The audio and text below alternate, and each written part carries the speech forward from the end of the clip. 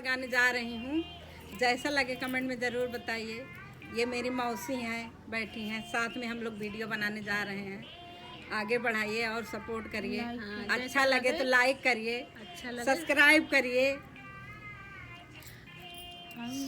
मैं खेला थे ललनवा गजब निकला गयो माई, अंगना में खेला थे ललनवा गजब निकला गए माई।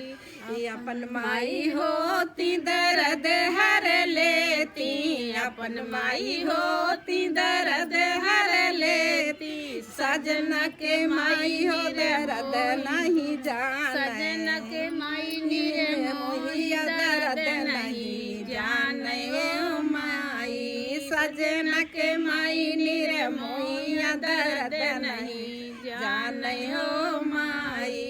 अंगना में खेलत ललनवा गजब निकला गयो माई, अंगना में खेलत ललनवा गजब निकला गयो माई। अपन भाभी होती दर्द हर लेती, अपन भाभी होती दर्द हर लेती, दर्द हर लेती, सजना के भाभी नीरे मोहिया दर्द नहीं जाने माई, सजना के माई नीरे मोहिया दर्द नहीं जाने माई। अंगना में खेलत ललनवा निकला गयो माई, अंगना में खेलत ललनवा गजब निकला गयो माई। अपन बहनी होती दर्द हर लेती, अपन बहनी होती दर्द हर लेती, सजन के बहनी मोहिया दर्द नहीं जाने माई, सजना के बहनी नीर मोहिया दर्द नहीं जाने माई।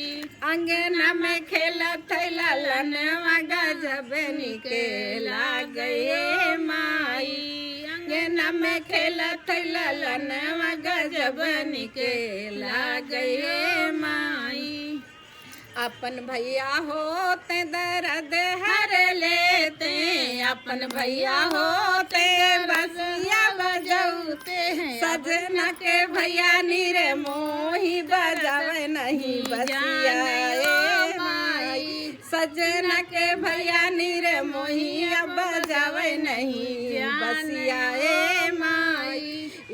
अंगना में खेलत ललनवा गजब निकला गयो माई।